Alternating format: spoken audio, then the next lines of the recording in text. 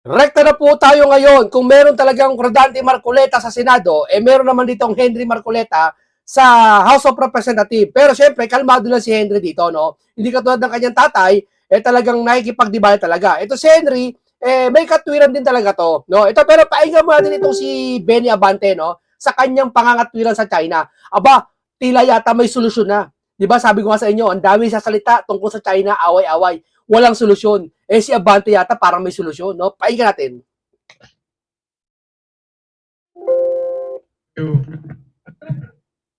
But with the speech, that you would like our government to be more responsible and to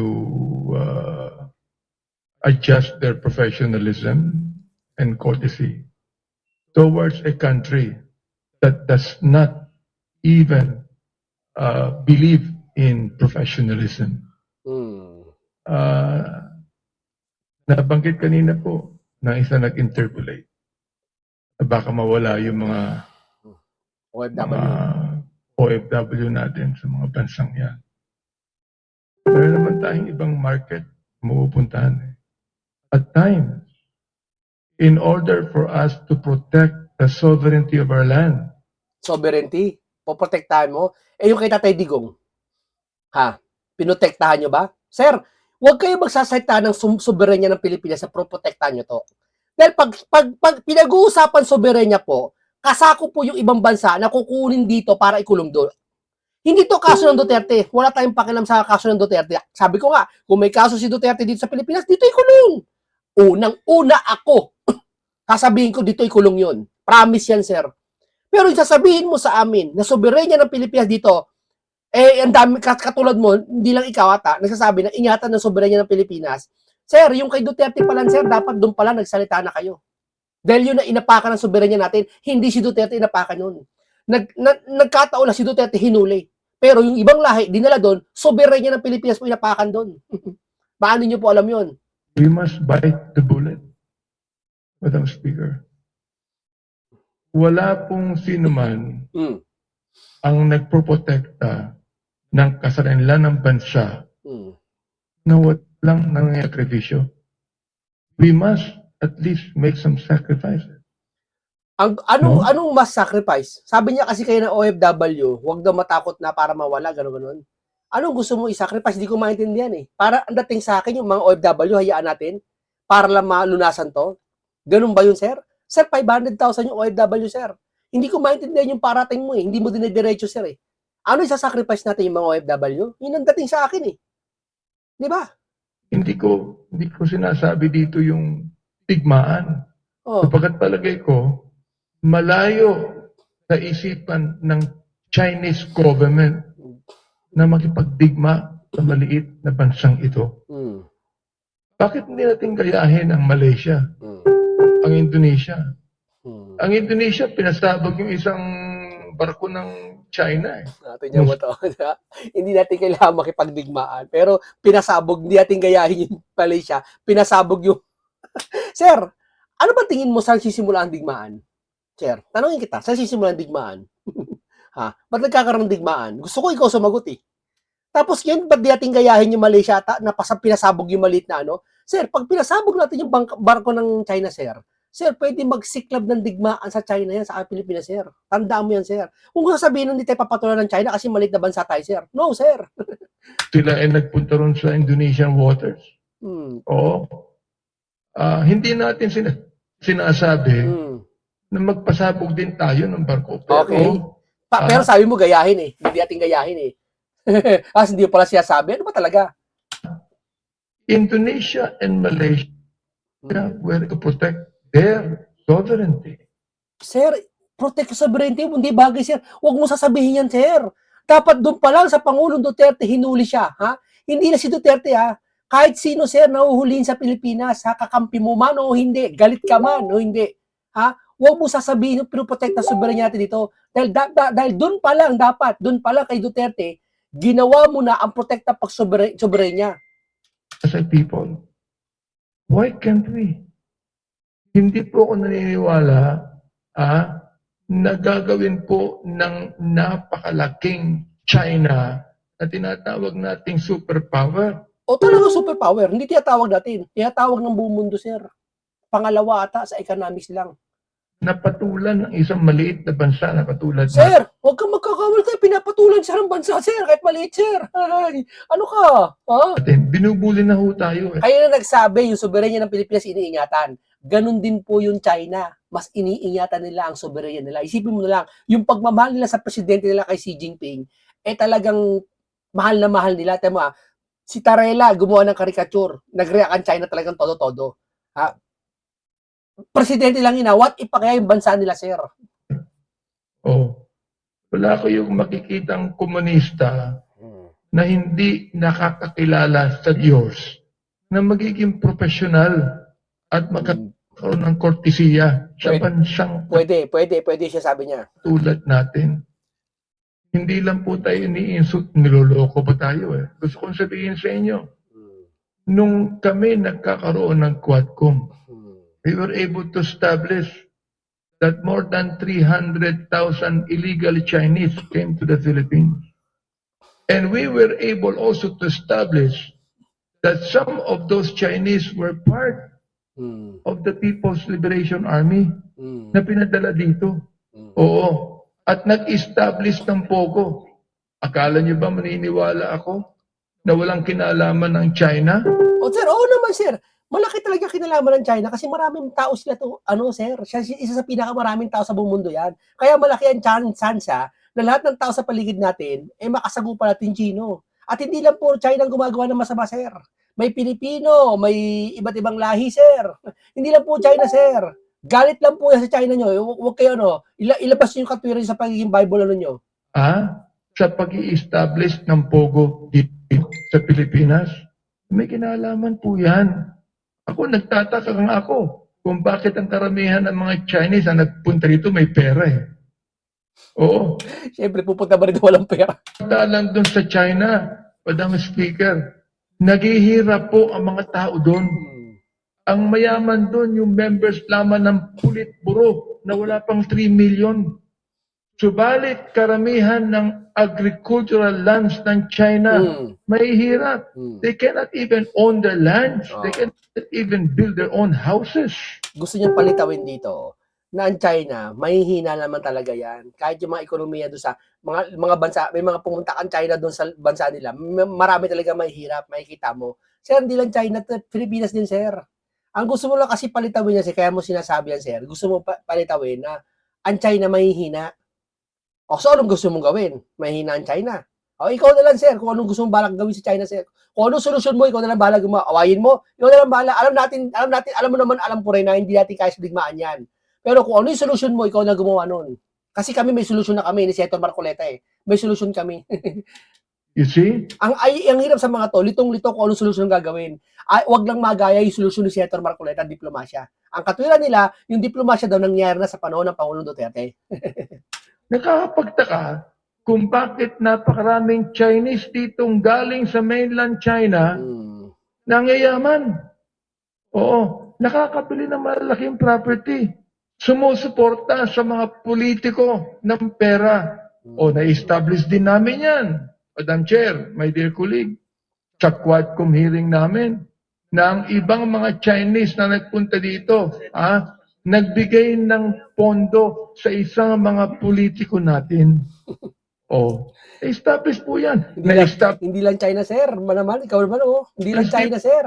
Huwag mo focus. Natin, na karamihan ng mga trolls dito na tumitira sa ating mga political leaders ay pinupunduhan. Naniniwala siya, pati siya naniniwala siya na lahat na tumitira sa mga political natin dito, puro pondo ng China, iba, troll. Sir, hindi. Yung troll kasi, yung mga nanggagalit lang, nangaasar na sa social media. Walang patutunguhan yung usapin yung mga troll yan. Sir, hindi troll yung mga umatake sa mga opisyal katulad nyo. Sir, mga totoong tao yung mga saloobin nila yun, sir. Busit na sa gobyernong ito. Sir, hindi troll yun, sir. Yung iba siguro troll, pero karamihan, sir, napakadami, sir. Siguro 70% na, hindi lang mga 70, mga 65% na Pilipino, hindi troll, sir. Galit talaga sa mga politiko na kukups yung ugali. Ng Chinese government. Oh, ibig sabihin lamang niya, Madam Chair, hindi marunong ng kortesiya at professionalism ang isang komunistang walang pagkakilala sa Diyos. Yun ang gusto ko pong sabihin. Now, of course, the concern of the minority leader, maging professional po at courteous ang ating mga spokesperson. Ako wala po ako nakikita na itong si Commodore Tayerla ay hindi po naging professional sa kanyang pagkasalita. Sir, ikaw ba naman, sir? Wala ka nakitang di professional. Sir, nagbibiblia ka, sir? Congressman ka, sir? Tapos ka siguro ng pag-aaral, no? Sir, hindi ba mali yung ginawa ni Tarela na gumawa ng pambabasa sa presidente? Gobyerno. Okay lang kung private siya eh. Na tao eh. Nasa servisyo siya ng gobyerno, sir. Ang apektado nun, sir, hindi naman siya eh. Pag nag-retire siya, apektado nun yung Pilipinas, sir eh. Yung ba yung sovereign yung sinasabi mo iniingatan? Ha? Sinasabi mo na wala ka nakikitang hindi professionalist si Sabi Tarela. Sa tingin mo, tama yung ginawa ng caricature para sa sa kay Xi Jinping? Tama yun, sir. Mali yung ginagawa ng China pananakop sa atin. Pero sabihin kita, tama ba yung ginawa niya kay Xi Jinping? Sige nga. Sir, naiintindihan ko si Tarela kaya niya nagawa yun. Pero sa maling paraan niya ginamit. I am also blaming the Department of Foreign Affairs who, despite the fact that they have given more than 200 not verbal to China, yet nothing has been done lately by the Department of Foreign Affairs. Hindi lang yan, Madam Chair. Ako din nagtataka ako kung bakit among the 300,000 Chinese na nanditong illegal, ang napadeport lang, wala pang 6,000 ng Bureau of Immigration. Yun ang pinagtataka ko. Ako'y nagtataka din kung bakit meron pang 10,000 na illegal pogo na mga Chinese mismo ang nagpapa-andar nito sa buong bansa natin. That is a question that should be answered. Oo. Pero hindi lang yan. Bilang chairman po ng Committee on Human Rights, ano po bang ginawa ng Chinese government? Nung pati ang mga fisher folk natin, pinasabugan ng water cannon. Oho, ano po bang? Idun po ba yung makatarungan po ba yun? Yun po ba walang human rights violation yun? Human rights pa pinapasok nito. Hinanapan pa ng human rights yung mga China. Ano ka ba? Wala silang alam sa human rights mo dito. Pumasok sila dito para gawin yung activity nila. Kayo ng Zambales, pumunta kayo ng La Union, pumunta kayo ng Pangasinan. Sige, agawin mo yung WPA sa pamamagitan ng human rights mo. Di ba? O kaysa sa diplomasya ni Senator Marcoleta. Sige na. Saan hindi na nakakahuli ng maraming isda ang mga fisher folk natin dahilan sa ginagawa. Sa ginagawa. Anong gusto sabi ni Senator Marcoleta? Di ba sabi ni Senator Marcoleta, hanggang saan yung patutsadahan nyo? Baka galunggong, wala tayong makuha sa 1 kilong galunggong sa West Philippine Sea. Sa patutsadahan nyo eh. Sige. Sino nasa tamang correct thinking? Ha? Yung siya sabi ni Senator Marcoleta, hanggang saan yung patutsadahan nyo? China. Sige nga. At yung ibibigay ng China yan, baka mangisda doon na 1 pirasong galunggong, hindi kayo payagan eh. Sa bunganga nyo eh. Ng mga Chinese warship na nagpupunta sa Pilipinas. In fact, dapat nga tayo na mag-complain na napakarami ng human rights violations ang ginagawa ng China dito sa ating bansa na hindi kahit hindi, ng United... Ito totoo lang prangkahan tayo. Yung sinasabi ni Mr. Abante, totoo yun. Lahat yun talagang nagagawa ng China. Totoo lahat yung sinasabi niya. Walang pag-atalo dun, sir. Kasi yun ang nakikita niya, yun ang vision niya, yun nakikita niya sa China. Pero sana, sir, makapaglatag ka ng magandang solusyon. Kung pwede mo, makatulungan mo si Marcoleta, si Senator Marcoleta na diplomasya. Kung hindi pwedeng diplomasya, ano? Yun lang po yun. Kasi yun lang pinaka natin pag-asa natin Kaysa naman ayaw mo ng digmaan ka mo. O so ano nga? Ay hindi po nila iniimbisigahan ang mga bagay na ito. Now, with due respect to our minority leader, na alam ko po na malakas ang boses niya. Oo. Pero malakin po ang boses ko. Oo. At malakas din ang boses ni Congressman Rufus Gutierrez. Pareho kami lakas ang boses. But the thing is this, whether our emotions are high, this is not fighting each other, but this is fighting the enemy that we have. You know Tama, who is the tama. enemy of this land? China. China. Oh, Tama. ako'y nagpapasalamat sapagkat nabanggit po ng ating minority leader na kahit kailan hindi niya kakampihan ang China. Sapat na po sa akin marinig yan upang sabihin sa niya, ito pong si minority leader natin ay talagang makabayan po yan. Makabayan. Makaniniwala po ako dyan. Gayun din po, ang lahat ng ating mga congressman dito. Gusto ko lang sabihin, Madam Chair, na yung human rights violations po ng China sa ating mga fisher folk doon sa Zambales, nakausap ko po sila eh. Nakausap ko sila. Mga walang bahay yan, walang tirahan yan. Nagdidepend lamang yan doon sa nahuhuli nilang maliliit na mga isda. Ngayon po, halos wala silang mahuli. Oo. O sige, patutsadahan nyo pa para walang makahuli. Ano po ba? Gusto ko lang tanungin po ang ating minority leader. Ano po ba ang magagawa natin? Patutsadahan pa ka mo ng mga kasama mo dyan, sir. Pati sa Senado. O, para walang mahuli sila lalo. Ano pa ang magagawa natin upang tumigil na ang China sa ginagawa dito sa ating bansa? Samantalang nagawa na ng Coast Guard ang gagawin po nila. I would like to find out from our minority leader, no? Hindi ko narinig sa kanyang privilege speech kung meron siyang sulut sa mga bagay na ito. Binanggit lang niya, Madam Chair, ang professionalism. Binanggit niya ang courtesy. Now, I would like to find out what kind of professionalism and courtesy that the Coast Guard need to have in order to check the abuses being done by the Chinese government over this small country called the Philippines na mahal po nating lahat, Madam Chair, my dear colleague. Madam Chair, bago ko po sagutin yan, Tama sinabi niya, hindi nagsabi ng solusyon. Sana papasin mo rin yung ibang kasama mo dyan, pati sa Senado, na wala silang solusyon. Sana si Abante may solusyon na. No, abangan namin solusyon mo, sir. No. yung tanong na yan, gusto ko rin po magtanong muna kung if you will allow me. Kailan po kayo last na nagpunta ng China? I think, like China, ay hindi na po ako napupunta ron. Mula Gusto nung- kasi kaya tinanong niya, kaya nagpunta ng China, gusto nito i-debunk si Abante na mali siya sabi ni Abante na ang China naghihirap na may mga walang bahay doon, halos mahirap na. Gusto na ito i-debunk. Pinubuli tayo eh. Oo, hindi na ako napupunta doon. Yung last na nagpunta Mula doon nagbully ang China, hindi siya nagpupunta. Sir, wag ganyan, sir. Kapaimbabawan po yan, sir. Eh. Totoo, sir. Sa Biblia, alam mo, sa Biblia yan, sir. Oo. po kayo, last na nagpunta kayo. Years na po yun eh. Taon na. Kaya Hindi Madam na po Speaker, ako I would nagpupunta. understand na sinasabi po niya na walang mga bahay, may ng agrikultura, Madam Speaker, dahil hindi pa pala siya matagal na. Ang Madam China po Speaker, ay, Madam Kulit, nung ako nagpunta ng China, ako po'y naglibot sapagkat doon, pinipersecute ang mga Kristiyano. Marami kami mga pastor na hanggang ngayon nakakulong pa sa kulungan ng China.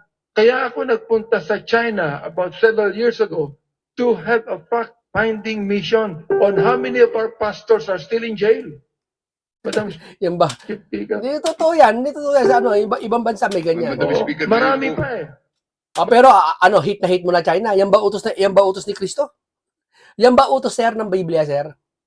Hindi, pag Biblia pag-uusapan, yan ba utos ng Jesus? Sir, kamuhian mo ang kaaway mo.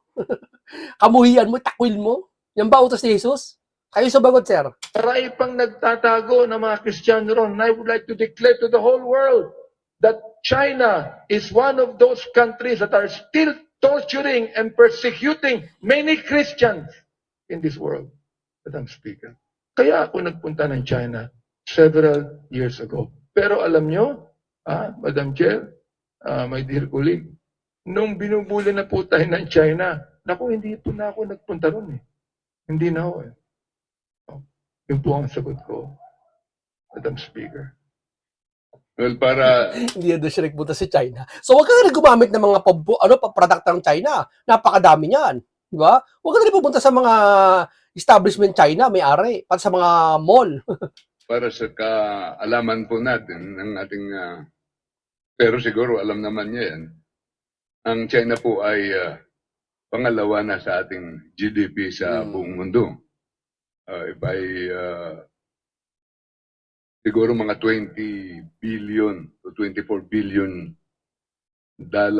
trillion pala. 20 to 24 trillion dollars GDP. Pero hindi po ako nagtatanggol ng China. Ang sinasabi ko lang, professionalism, yung conduct natin. Kasi we are a government of laws, That's true. not Ganun din, of men. Madam Ibig sabihin, meron pa kayong sinasabi. Ganon din po naman ang pinapaniwalaan ng China. Ganon din ang pinapaniwalaan nila. Tayo, hindi lang tayo naniniwala doon. Ginagawa pa natin. Hindi ba? Pero yung China po hindi pwede ba ginagawa. sumagot po muna ako sa iyo? Kasi pinasasagot mo ako eh. Madam Speaker, pwede bang baka malatang senior citizen na tayo eh. Madam Speaker, sagutin ko muna ang kaibigan ko po. Una po, kailangan guided tayo ng batas. Anong kilos natin bilang officials? Yun po ang itinutuwid po natin. Kaya we have to regain the trust, even in this Congress, of the people. And we shall abide by our own laws. In contrast, yung inireklamo natin ng China, sa China, dahil kahit yung laws nila, hindi katulad ng mga batas natin, by tradition, maliit lang yung Madam Chair, may I know, andali po, gusto ko maintindihan lahat eh. Gusto ko maintindihan lahat ang sinasabi ninyo. Tamo, nalito sila kung ano pinagagawa nila sa sarili nila, no? Kasi hindi wala silang patutungan sa solusyon eh. Di ba? Baka si Seton Marcoleta kasi gayahin niyo na lang, diplomasya ang kailangan sa China. Hindi ko ano yung plano niyo, kung ano solusyon niyo. Nag-iimbento kayo sarili yung solusyon eh. Huwag lang mahawig doon sa solusyon ni Seton Marcoleta. Ang solusyon ni Seton Marcoleta, diplomasya. Eh kayo ano? Gayahin niyo na lang kasi. Huwag na kayo pride. He is Kaya nagkakaganyan kayo, nagkakatalo-talo kayo eh. my visitor in my time. So, kindly let me finish. Opo. May I just know, to whom should we regain the trust? Binanggit niyo kanina eh. To whom? To our people. To our people. And Okay. we can regain the trust if we observe properly the laws we passed. What I am mentioning are the laws passed by this Congress to guide us as public officials. Pero yung tanong mo po kanina, Madam Speaker, ano ba ang pwedeng gawin natin? Hindi po ako expert dito, kaya hindi ako naggagaling-galingan. Tama, inaamin niya. Tama. Okay, dapat yung mga yung sa senador din si Kiko Machi, aminin din nila, hindi nila alam kung ano gagawin nila. Ito din niya alam niya. Ang idea lang niya for professionalism, dapat hindi magaya ng mga bastusan. Yun ang gusto niya. 'Di ba? Oh, itigilan natin 'to. Dito tayo kay kay Henry Marcoleta, no? Expressed by our distinguished minority leader that in assessing our and territory, we should be able to consider the primacy of dialogue and diplomacy. Dito parang sinoplas si dito eh. Hindi naman totally sinoplas si Abante. Pero ikaw na relihiyoso, Sir Abante, nakikitaan ka ng ganyang pananalita. Eto si si Congressman Henry Marcoleta, mas maganda kaysa sa suggestion mo. Hindi ko ako sa akin lang ano ko yan, opinion ko yan, nakikita ko. Ito mahinahon eh. Ano kailangan gawin? Panoorin natin. Naniniwala po ako na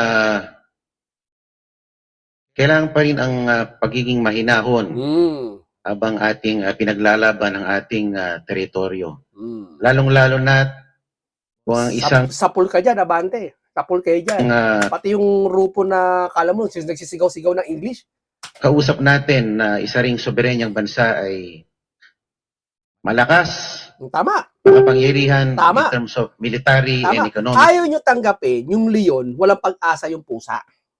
Ganun lang kasimple yun. Huwag nyo na pilitin. May mga bagay sa mundo na talaga tayo magpakumbaba para iangat tayo. Abante, alam mo yan eh. Hindi ba tinuro sa'yo ni Jesus yan? Hindi ba tinuro sa'yo ni Kristo yan? Might. Hmm. Tayo ay dehado. Naintindihan ko ang pananaw ng ating minority leader na kailangan ng dialogo at hindi isang Tama. maanghang na Tama. exchanges. Tama. Habang nagsasalita siya, yung problema, kinukwento niya, tapos nagbibigay siya ng solusyon. No? Dapat ganun. Huwag yung puro problema. Si Kiko, puro problema. Si Erwin, naghahamon, puro problema. Latagang mo ng solusyon, wala sila. Kita upang maiparating natin ang ating mensahe sa ating karatig bansa. At kung maaari lang magtanong sa ating minority leader, would you know, distinguished minority leader, who is allowing or who is giving the blessing for Commodore Tariela to go around schools and universities and conduct such Yari ka ngayon, Tarela. presentations. Kung may Senador Marcoleta sa House of Representatives, may Representative Marcoleta. To the Philippine studentry. May alam po ba kayo, Ginoong Minority Leader? Madam Speaker, bago siya magtanong, inaalaw po siya na gumamit po ng aking oras, kaya sasagutin ko po siya. Una po ay, hindi ko po alam kung sino ang nag-aalaw sa kanya na umikot. Sabi ko naman, may academic freedom tayo. Di ba? Hindi naman academic freedom. pinagbabawalaan natin siya umikot. Sir, dapat may coordination yan. Sinasabi lang natin na professional ang handling doon. Maging tama yung maging siya. Tama ka. Huwag yung mga karikature, di ba? Yuso, huwag dagdagan ng mga Karikature. pwede nilang maging personal na response. Yun ang pinipersonal na nila tayo eh. Kasi pag nagkarikature tayo, para bang sa law, nag-argue ka, pag pinersonal mo yung tao, tawag dyan, argumentum ad hominem, pinipersonal mo na eh. Bawal yan sa husgado. On the level dapat ang ating Mahirap kasi kausap pag di abogado eh. usapan dito. Kaya sa tanong niyo po kanina, hindi ko po alam kung sinong nagpapaikot at kaya nga lang ako tumayo, hindi dahil sa pag-iikot, baka lang pwede ma-fine-tune ang kanyang ginagawa para hindi maka-agitate sa ating malaking bansang kapitbahay. Tama. Kasi, Galing. kumbaga, masyado nang mainit itong usapin na to. Hindi, gusto nila na painitin niya. Gusto nila siklaban palalo. O gusto nila talaga, laban, Pilipino. O sige, kayo na sumugod. Pastor, kayo na sumugod. Kami dito na lang kami, makikipag-dialogo na lang kami na maayos. Po kayo, Ginoong Minority Leader. At dahil nga po, hindi na pinapayagang magkaroon ng escalation ng tensyon sa pagitan ng dalawang bansa. Ay sinabi ng DFA na itong persona non grata should be the last resort dahil hindi sila naniniwala na ito ang dapat gawing bala laban sa ambassador ng China. At during the interpellation, during the budget hearings po, sinabi po ng TFA, the tensions in the West Philippine Sea is not the sum total of our relationship with China, sabi po nila. And Ayaw din na noon. Ayaw nila relasyon. in fact, the trade relations between the two countries remain to be robust. At meron pa rin pong ugnayan between interparliamentary relations. Sa katunayan, tayo nga po ay tayo po ang ASEAN Chair ngayong taon na to. kung hindi po natin gagamitin ng diplomasya para itaguyod ang ating posisyon, Oh. wala na po akong ibang alam na pamamaraan. Yan. Hindi, meron sila Kikom alam. Yung makipag-away, makipagpatutsadahan. Yung tarela, inaano nila eh. Kinukonsinti nila eh. Yun ang alam nila. Sige, go lang, go! Go ahead. Tapos sasabihin nyo si Marcoleta pro-China, saka pro-China lahat na tatanggol. Sino mas mali yung ginagawa? Andyan si Pastor Abante, oh. Alam niya yan. Religyoso yan. Alam niya kung ano tama't mali. Tanungin mo, anong tamas mang gawin? Kausapin mo na maayos, na mahinahon lang, o makipag-away na walang patutunguhan. Sige nga. Sa tingin mo, makapangisda ka doon, kahit isang pirasong gagamba, hindi ka makakahuli doon. Lalong-lalo na po, ang ating kinakalaban ay isang Powerful. economic Powerful. and military superpower. Yan talaga, syempre. Paano kung pinakinggan po ng China ang sinabi ng isang senador na lumayas kayo dito sa amin, hindi namin kayo kailangan. At dahil sa galit ng bansang yan, sabi lang, aalis kami. And we will pull out all our investments here in this country. Patay. Pati yung mga nagtratrabaho sa inyo, sa amin, Yari. na mga OFWs, Hindi nila ay naisip. aming pauuwiin. Hindi nila naisip yan. Hindi daw gagawin ng China yan. Uy, huwag kayong ganyan. Di ba? Yan Sa ang hirap mainland kasi. China, sa Hong Kong, sa Macau, at sa anumang mga Hindi teritoryo. daw gagawin yan. O sige, go! Awayin nyo, go! Hindi gagawin. Ba't takot kayo? Ba't kaya tahimik yung mga ibang senador? Tahimik kayo. Di ba? Pinuperso nyo ng grata? Ba't tahimik to si School Bukol? Ayo, takot kayo, di ba? O, bakit sinabi ng Pangulo, wag doon grata?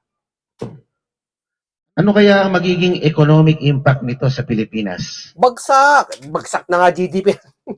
Without firing a single bullet, gumanti through economic warfare. Ano kaya ang mangyayari sa Pilipinas? At sinabi lang, hindi na kami mag-aangkat ng inyong mga produkto. Yari na. Yeah, panagutin si Kiko Paching, saka yung mag-iyabang ng mga senador na si Bendalo, pati ibang diyang congressman na sasabihan si Senator Marcoleta, pati yung mga, hindi mga trola, yung mga tao na get kay Senator Marcoleta, para sila, pasuguri mo sa China. Ano po kaya ang mangyayari sa atin? Ginoong Speaker, Distinguished Minority Leader. Madam Speaker, yun nga ang isa ring problema natin. Hindi ba alam Marami tayong kaya may problema, hindi alam ang solusyon. Kahit sa mat di ba? Pag hindi mo alam ang solusyon, problema yun. Problem OFWs solved. na nandun po sa bansang China at mga bilateral trade agreements natin. Kaya kailangan kalkulado po ang response natin sa ating Yung pagsalita mo nasa likod mo, yun. Ang ingay niya, di ba? Pag Duterte, pagsalita mo ngayon, sa flood control, tahimik din yan eh. Yeah? Pati sa China, tahimik yata yan eh. foreign affairs at sa ating diplomatic strategy. At para sa kaalaman po ng lahat, sabi ko, ako po'y tutulong sa depensa ng ating bansa. Kinakailangan sa katunayan po, sa distrito po ni Congressman Sheen Gonzales na aking distrito rin po, ay inimbitahan namin ang Philippine Coast Guard para doon ang Regional Training Center. At ngayon po ay nag-organize po kami ng Coast Guard Auxiliary. Pero habang naghahanda kami, kung ano ang mandato ng ating Pangulo, ay gawin nating mahinahon ito. Kasi Tama! alam naman natin ang bunga ng mga konflikto. Tama, mahinahon. Kahit saan tayo mapunta, ay dapat napag-aralan ng maayos. Ayaw nila yan. Ayaw ng Kiko Matching yan, pati ng Bendalo, ayaw. Yun lang po. Well, thank you very much, Mr. Speaker. And to end my interpellation, I still convey my continued support sa ating distinguished minority leader. Ito po ay kanyang pribilehyo na ipahayag ang kanyang nararamdaman by virtue of a privileged speech. Okay, ang ganito lang po muna tayo. Wala na po yan. Dito lang po talaga parang sinoplak niya si Abante rito kasi biruin mo, ganyan ka, dapat makitaan kayo bilang congressman ng kahinahunan. Pagdating sa, hindi naman to away individual eh. Hindi naman to away personal eh. Away to ng bansa kung saan nalalagay sa alanganin yung taong bayan. Hindi naman kayo eh. Yung ekonomiya nalalagay sa alanganin. Hindi ito yung nag-away kayo ng kapitbahay mo, walang malalagay sa alanganin eh. Away lang talaga kayo. Magbati kayo sa hindi, walang problema eh. Hindi mo siya pinapakain. May sarili kang grocery, may sarili siyang grocery. Ito kasi problema eh. Bansa to eh. Trade, tourism, OFW, marami apektado eh. Pati mga products eh. Nagigets nyo? Oh. Kaya hindi natin ma-resolve to ng away nyo, patatsadahan nyo. Walang iba kundi yung siyasabi ni Senator Marcoleta. Yun lang po, paalam sa inyong lahat.